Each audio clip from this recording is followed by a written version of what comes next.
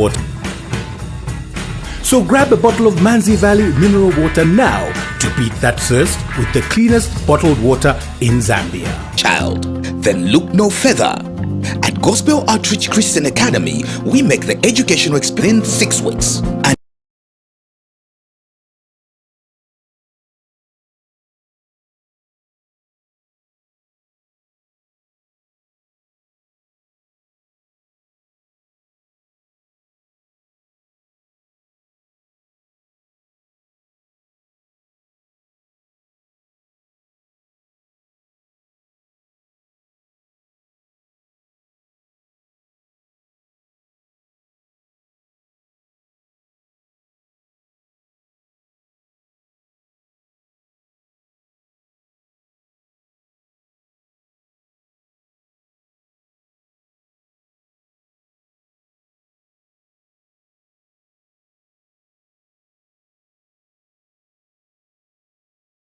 LITOVIA Television, we are back here, and of course you are watching Check-In TV show here on LITOVIA Television.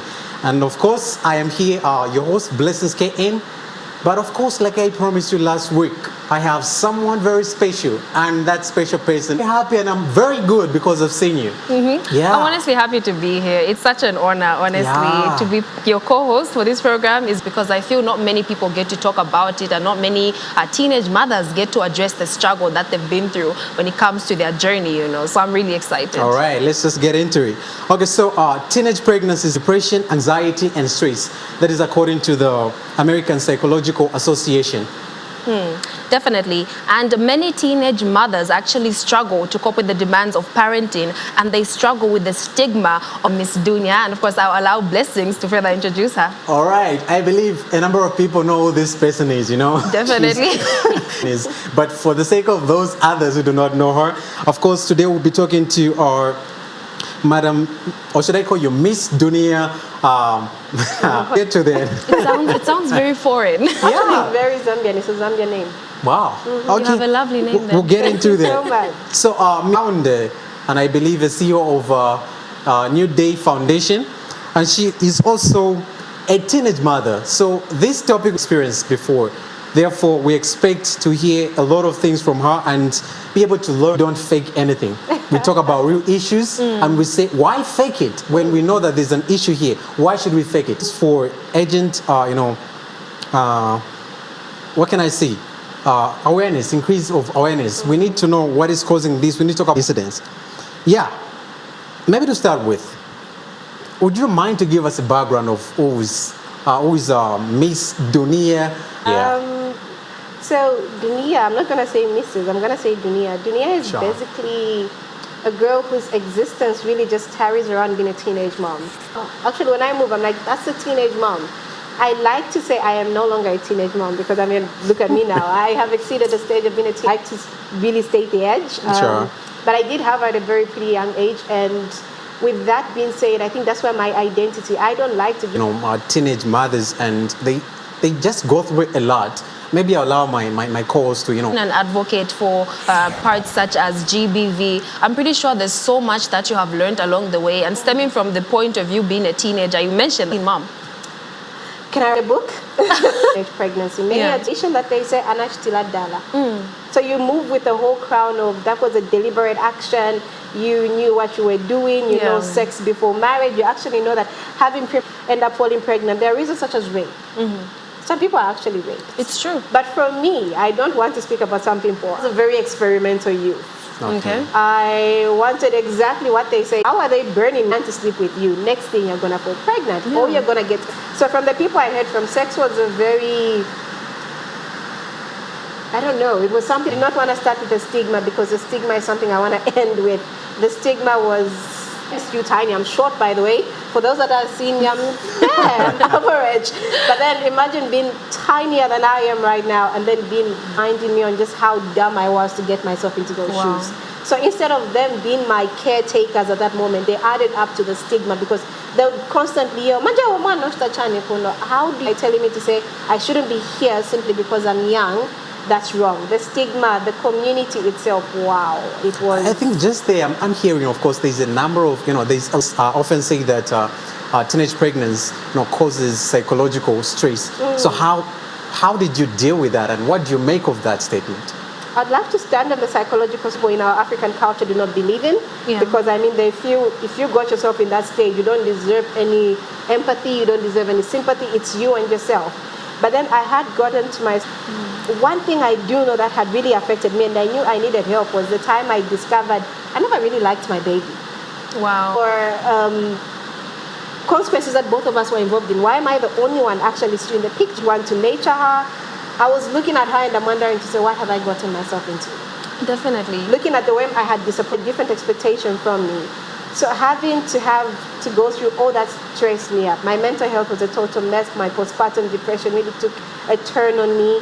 My baby suffered the most out of that depression because she was... Miss Dunia, let's talk about the effects of teenage pregnancy on adolescents. And we're talking about the children of people that have growing up and trying to nurture her into an amazing little girl and an amazing woman. What has that been like? Because you also don't want to project the effects that it had on you onto the child. So let's talk about that, because it's really stuff. Because I like to tell people something. I like to tell people there's no way you can be... You are equally a child, so you can't be a child raising another child. Yeah. So that's on my side, or that on many other teenagers out there is something that they can't seem to run away from because they've put themselves in that issue. And believe me, when you look at the statistics in the communities, most parents will tell you to say, you are going to stay home, help us find money because your child equally needs to feed. So there's so many consequences that actually, there's so many things that evolve around you being a young mom that before you actually even enter into, you don't get to analyze all of that when they realize what they've gotten themselves into at a very later stage when you are already a teenage mom. Because now there are things that are involved. You have to prepare for the baby. So now there's the hardest things that had ever happened to me. Having sleepless nights was tragic for me. There's nobody you're going to just say, hi, help me, this is what's happening. My mom quite alright lost drug conception, enter into unnecessary marriages, dangerous marriages that actually end up into GBV cases. So this, when you look at teenage pregnancy, it's actually been, there's never a stage where your young sister, your cousin, your own daughter might be a victim. I like to look at my child as somebody who could simply be a victim. It's out about this. Then we stand a chance of having an entire generation that's comfortable with teenage pregnancy. Sure.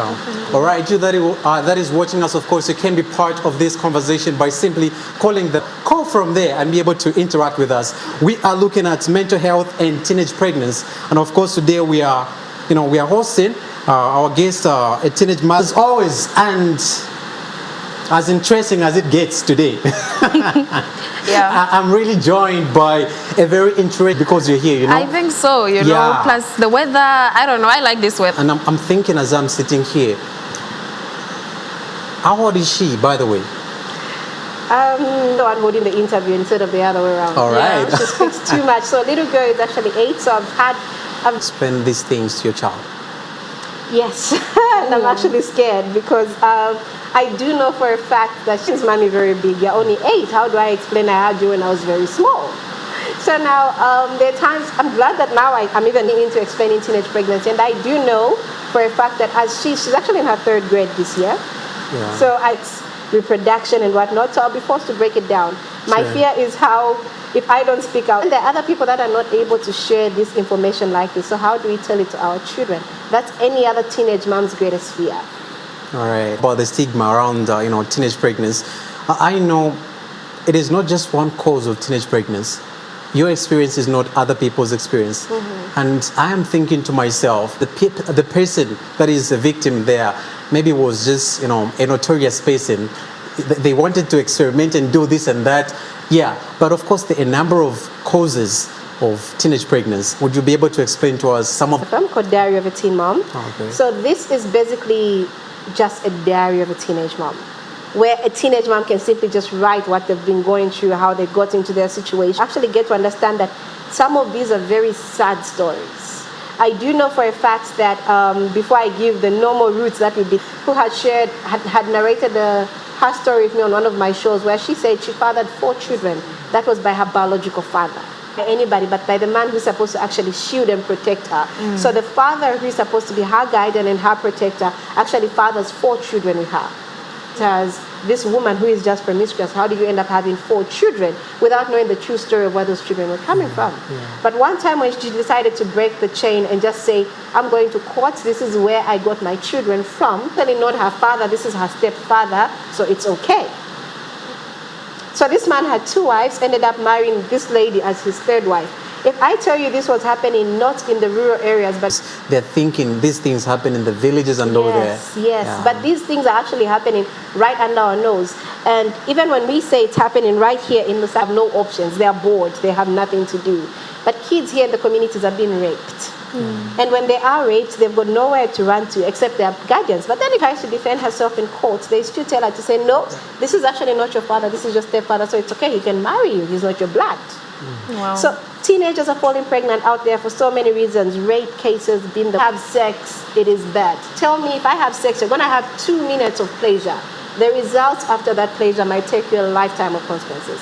Tell me about that. Others are actually lack of information. I like to say lack of information doesn't mean we are not talking about telling her to say early pregnancy is good because I'm glorifying it. But then if you walk up to me and tell me to say, there are issues like postpartum depression, there are issues like vagina, I don't know if it's vagina or vagina fistula, the one where they're honest.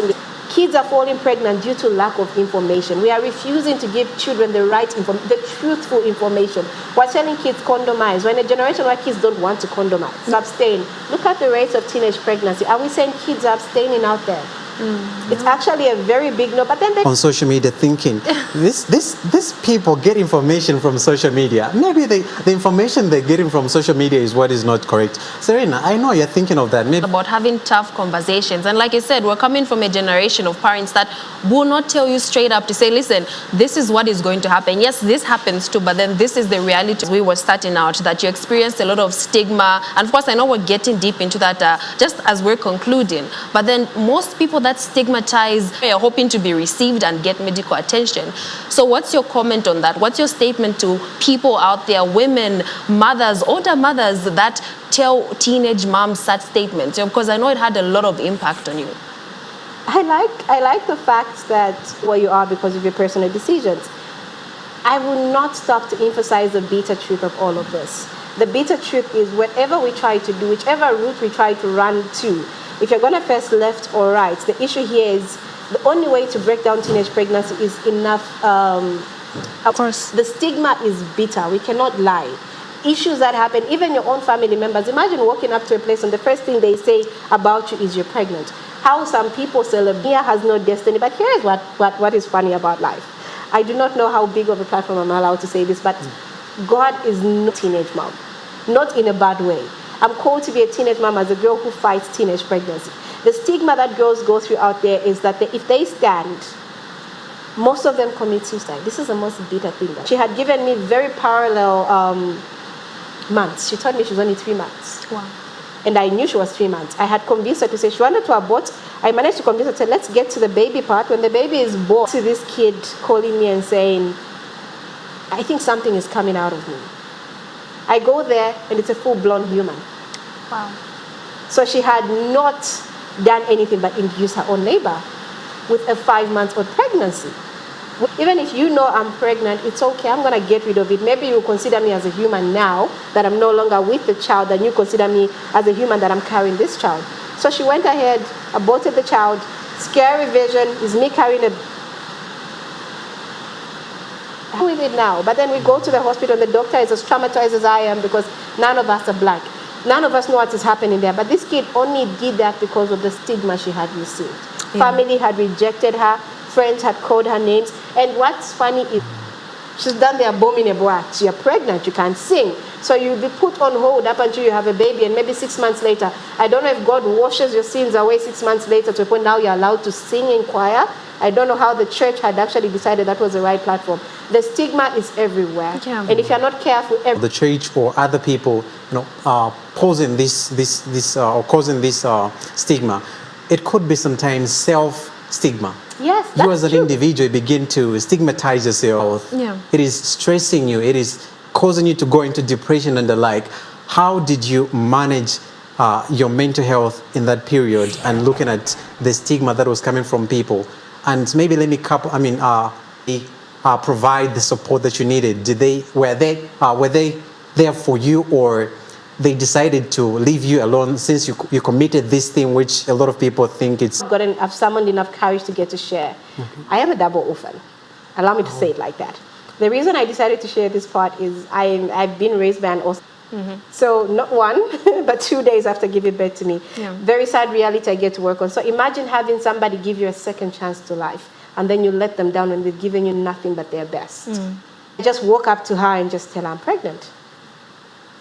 And I'm like a year away from going to the university, because I had my child I think 2 years after I had completed my grade 12. And it wasn't that I was old. I was really young, but then, my mom was so excited, thinking the fact that she's young, she's going to go to school really fast, she's going to get everything done. And I just walk up to her. I didn't even walk up to her. I told my auntie, I said, every day is not being able to even look at me in the eyes or even chat with me, because she was in denial with what was happening.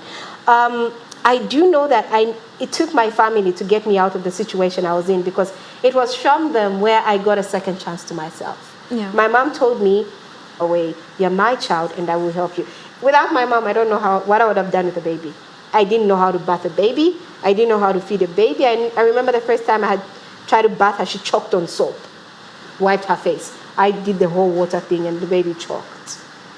And next thing I go to the hospital, they said, no, it's just an irritation. It was a very scary sight for me. But then I didn't know anything about early pregnancy. Yeah. You need to understand that for me, my family was everything I had needed in that moment. But not everybody has. Need to have a whole different conversation. Blessings. I'm sure he would agree with me on this one, on the impacts of growing up in a certain environment as we get older. Because you mentioned that you're double orphan, thing that you need to deal with even as you're trying to be a mother to your child as a teenage mom. So I think that's a whole different conversation. Yeah, Blessings. You need to back this get to deal. that Yeah. The others that are hearing me here even speak for the first time. My mom, I got to realize that when I was pregnant. Wow. I didn't know she was not my biological mom up until pregnancy. Wow. We need another conversation with this one. But just as we are wrapping, and honestly, you're doing amazing work. I must commend you on that. So let's now talk about what can be done in Zambia, as a country to now curb the issue of teenage pregnancies, because your D can play a role in helping further this movement. Okay, so here's the catch. I have 220 plus. When I say 220, these are people I could put my face on and just say, this is that teenage mothers. Yeah. My home area. So I have 220 young moms, and from whatever conversation I tend to have with them, the reality is these kids just want to be heard. You cannot break down the numbers to zero. We can only reduce and hope for the best, that everybody else gets to pick up something from the stories and everything that's been happening. The best thing that everybody else can do, I believe, if the government is to let them tell you their side of the story, what breaks them, what hurts them, how did they get to where they are. So that even when you're breaking it down, don't get a story from Blessings. He's not going to tell you anything about the labor pains in that area. But if you get a kid and say, so when you were at this side, what happened? And those that will use their experience to teach. Yeah. So if the government really looks into the fact, but I should also say they're actually doing a remarkable job. We've got an adolescent center in almost every area, in every community in Zambia. I don't know about... Definitely. It's not as easy as I said it, because you can't just... The person will say, Nia-chan. Yeah. So that's another story, a story for another day. Sure. But the government is also trying. They could also look at their health if you can't give them to me. Yeah. Why are you going to have condoms and say, what do you want them for? I know what I want them. That's what I want them for. That's why I'm here to collect. But if you're going to question me, why are you here to collect? Hey, some teachers are teaching because they have a heart, and others are just there because they get money. It's a profession. Feel the pain. They're going to feel the person. They're going to understand why the person is there. So I think for a starter, let's just get people that really want to work with this field. All right. Understanding. Wait, because I was talking to someone the other day, should have been last week, a whole different interview, and they said what we need for health workers is constant sensitization programs on how to interact with patients as well, food and whatnot, and it's just very unnecessary. So imagine you who genuinely wants to know information. Maybe you're not even yet pregnant, but then you've been thinking about it and you want to go to a health worker and say, okay, listen, auntie, this, that, and the first thing they tell you is, everyone plays a role, honestly, in spreading this information. Very true, very valid point. It's just that we've come to the end of the show because Tam is not with us. Otherwise, it's an interesting topic, and definitely we really need to have a lot of conversation. We have to, because I feel we've just touched the tip of the iceberg, and I know Miss Dunia talks about a lot on her Facebook platform. Your program as well on Capital FM, I've listened to it. It's really amazing. Yeah, Serena, this should ask your guest. So I'm going to give you the opportunity today to ask that question. Last week I had a computer scientist, and Daffy President, Mr. Shimiana, and I asked him The topic, okay, because I was wondering, any so what personal can I question you feel like you want to ask, extremely personal. No, I'll let her answer that No, because I'm an open book. you I are. hope. Yeah. Okay, so anything, like we're talking about big things, of course, but anything on that And landscape. keep it under 10 seconds. My director will be on. Live in a century that we are in and just break down certain traditions. That will take us to a better place. Yeah. Interesting. Great. Serena, close the show. Otherwise, I don't want to leave this seat. I want to continue, but yeah. Yeah, who is an amazing advocate, and she really does her part when it comes to talking about teenage moms, teen pregnancy, and gender-based violence. And of course, with my amazing host, Blessings. Thank you for giving me this opportunity. And for myself, Serena, and Blessings, and Miss Dunia, it is bye-bye. That is the present out.